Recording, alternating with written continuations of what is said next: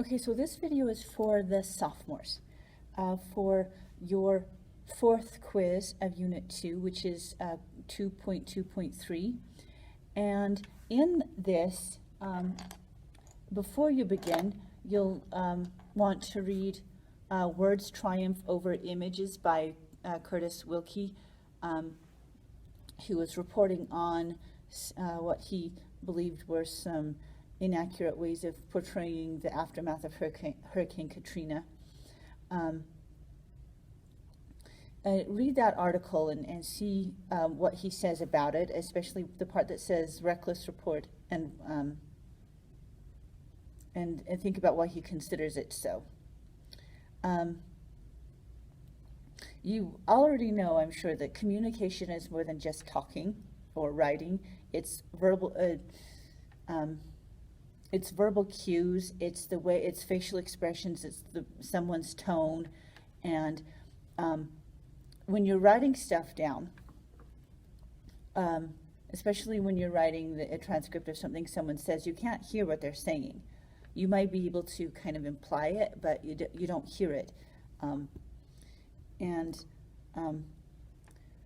We're going to talk about different media today. Media is the plural of medium. Like newspaper is one medium, newspaper, TV, and radio. Those are different media. That's where the word media comes from. It's more than one medium. So anyway, a medium is a means of information exchange. You might know this from history, but in 1933, the Hindenburg came to America. It was a big zeppelin, and it crashed when it was trying to land, and that was a huge, big news thing. It was this terrible disaster. More people survived than you might imagine. As you watch, you're going to read the transcript of a reporter who was watching the Hindenburg before and while it crashed. His name was Herbert Morrison, and you'll read his transcript, and then you'll listen to him, and then you'll watch the video. And you'll be amazed that anybody. When you see the video and the destruction that the poor Hindenburg went through, you'd be surprised that anybody survived, but there were a few people who were able to jump to safety. But anyway,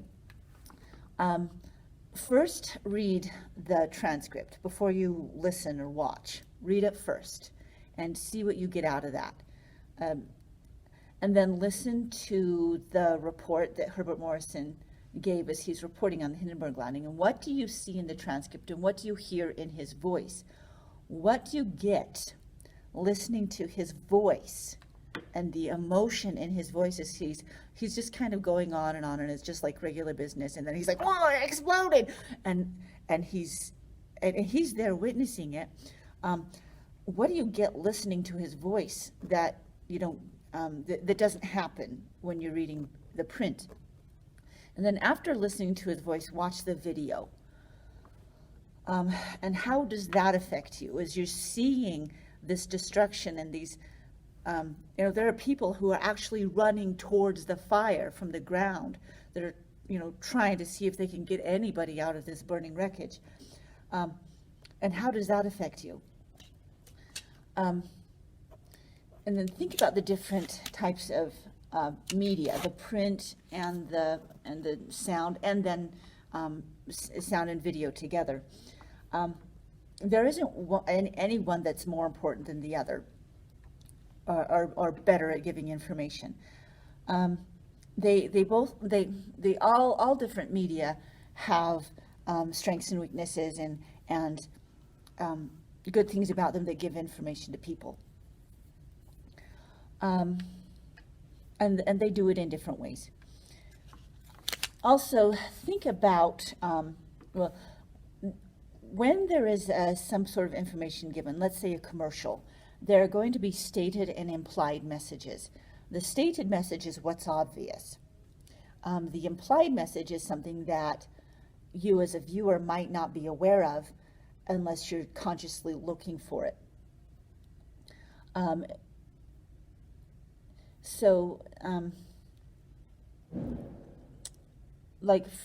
it's going to give an example of a commercial for cleaning products. When you see commercials for cleaning products, usually it's just women who are advertising these cleaning products, and that might not be even something consciously that people are even thinking about, but the implied message is that women are the ones who do the most cleaning. So think about implied messages, and like in the future, when you're listening to a commercial or looking at a commercial on TV, think about not just what they're saying, but think about what's implied. That might not consciously jump out at you, but is still there anyway.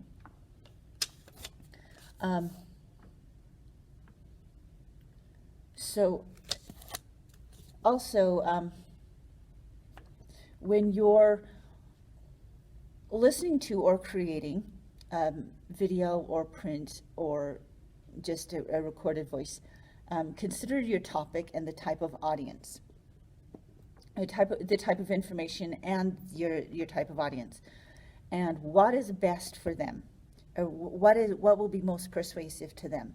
How will they be? Will it be print, voice, or video that will be more convincing? And the medium that you choose can be persuasive and affects both the stated and the implied message of whatever it is that you're listening to or that you're giving. And so hopefully that will help you with your fourth quiz, you sophomores, which is 2.2.3.